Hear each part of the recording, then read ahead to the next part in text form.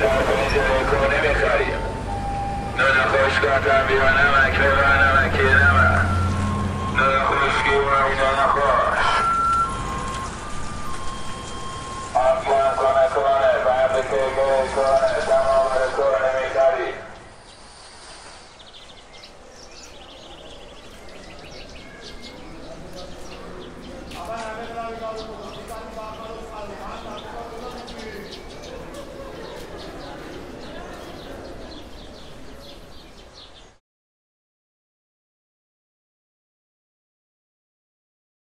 فروردین ماه 1370 غنچه گلها باز شده بودند و خورشید سرما را از تن درختان در می آورد.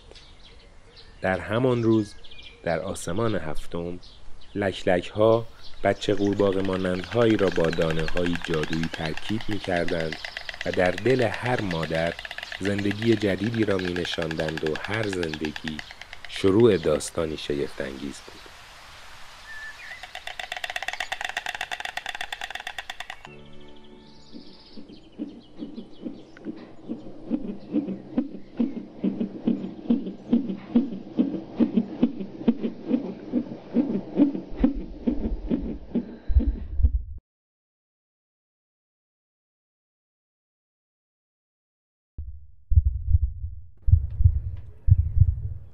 نه ماه بعد در عصرگاهی نسیم با برف زمستانی به دنیا آمد.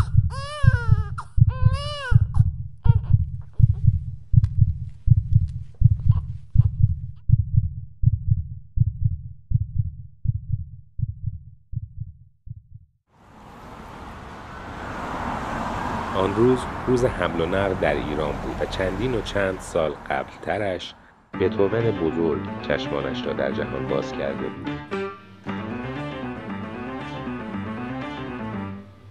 مادر نسیم وقتی دماغش را مثل سامانتای افسونگر تکان میداد فکر میکرد که همه به حرفش گوش میدهند. یا مثلا با کفش‌های مادرش ادای دورتی شهر اوز را در میآورد. مادر گرافیست بود و نقاش.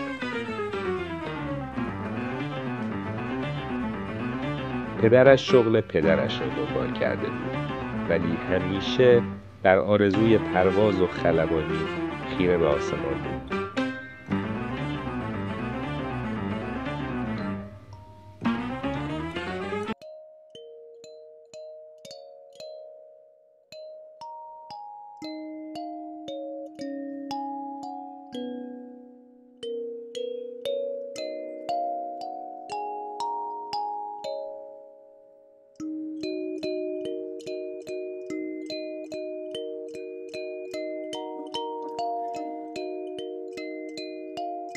پنج سال بعد از به دنیا آمدن نسیم والدینش برادری برایش آوردند و گفتند که خدا به دعاهایش جواب داده و برای او همبازی آورد.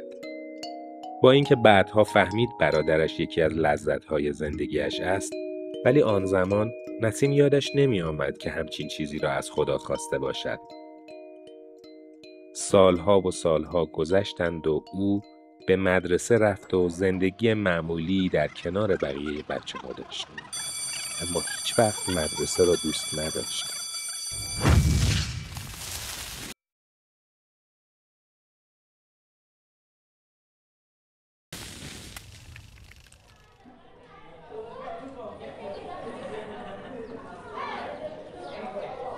اواخر تابستان 1389 خبری به او رسید که تنها برندگان جایزه نوبل حس او را درک خواهند کرد.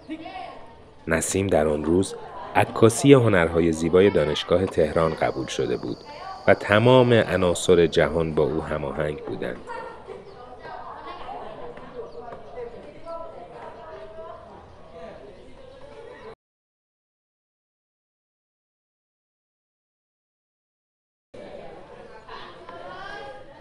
بار دیگری که این احساس را تجربه کرد نوروز 2 سال پیش بود، وقتی دومین فیلم کوتاهش به عنوان یکی از 6 استعداد جشنواره لینز اتریش قبول شده بود.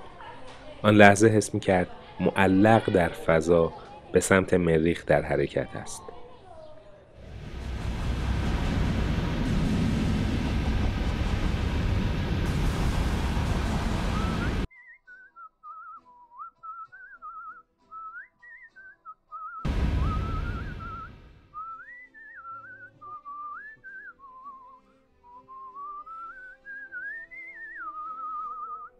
این 403مین بار است که چرخیدن ماه به دور زمین را می‌بیند. نسیم عاشق تماشا کردن فیلم در تاریکی است. او معتقد است سینما در تاریکی به جادو تبدیل می‌شود و تماشاگر را به درون خودش می‌کشد.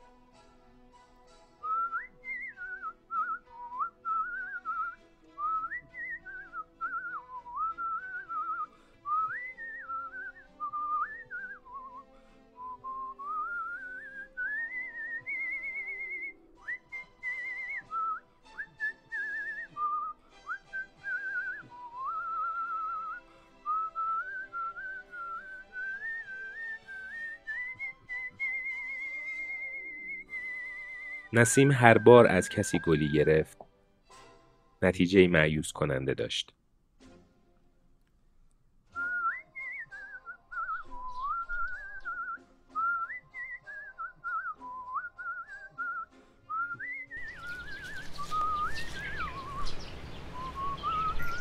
پس نیمه گم شده اش را به شکل شاهزاده قورباغه‌ای که در لابلای بوته ها ممکن است باشد و باید بوسیده شود تا به انسانی سوار بر اسب سفید تبدیل شود می‌دید.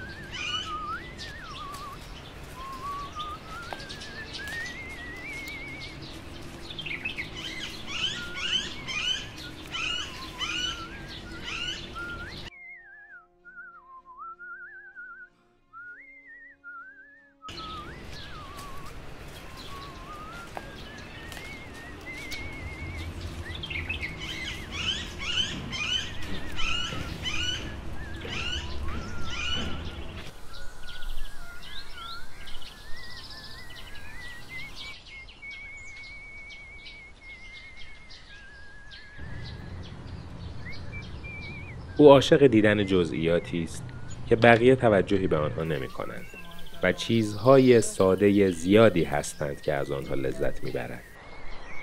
مثل بغل کردن درختها،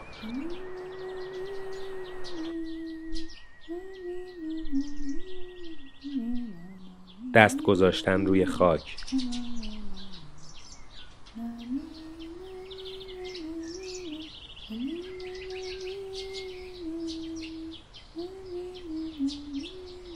مامان بودن،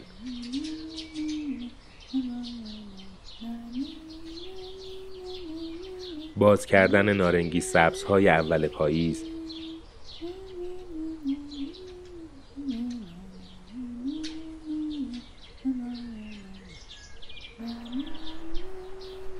لمس کردن اسبهای وحشی،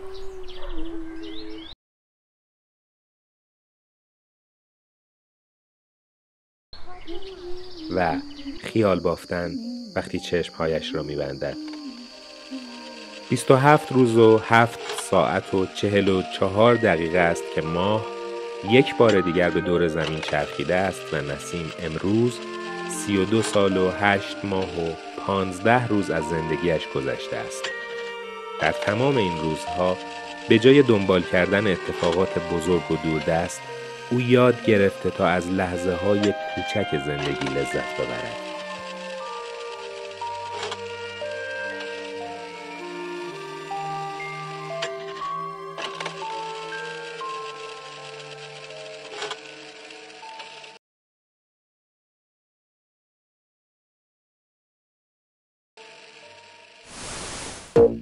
گاهی ترس‌ها به شکل سایه‌های سیاهی به دنبال انسان به راه می‌افتند. نسیم دختری ساده بود که بیشتر زندگیش را نگران همه بچه‌ها و همه موجودات ریز و درشت و جیغ کشیدن گل‌های باغش از بی‌آبی و بی‌نوری بود. او خود را مادر همه موجودات می‌دانست و معتقد بود اگر زندگی کردن در رویا را انتخاب کند و زن جوان و درونگرا و کمالگرایی بماند، او کاملا حق دارد که زندگی خودش را به گند بکشد. با اینکه دوست داشت تا به زندگی همه نفسی تازه بدمد، ولی دست سرنوشت به او این فرصت را نداد و سرانجام از فرط خستگی از پا درآمد. سرنوشت عجیبی است که با این همه از خودگذشتگی تاریخ نام او را فراموش کند. روحش شاد باد.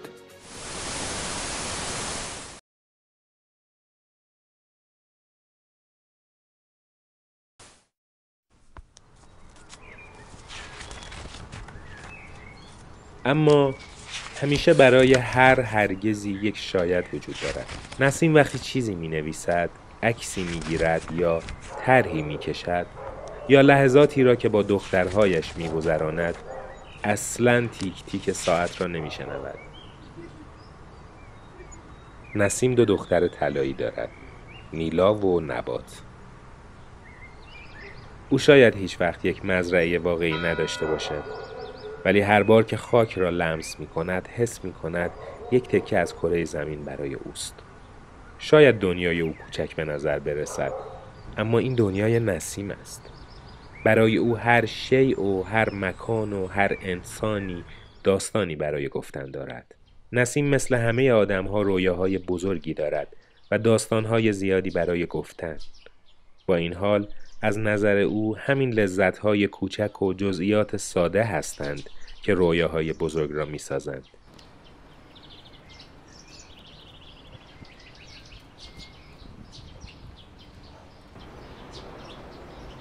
آبان ماه 1403 زنبورها در گوشه‌ای از باغ نسیم مشغول تهیه عسل لوندر هستند. پس اگر عسل لوندر خوردید، به نسیم و زنبورهایش آفرین بگویید. کدو تنبل‌ها بزرگتر و تنبلتر از روزهای قبل شدند. در همان لحظه کمی آن طرفتر کبوتری در حال بوسیدن کبوتری دیگر است.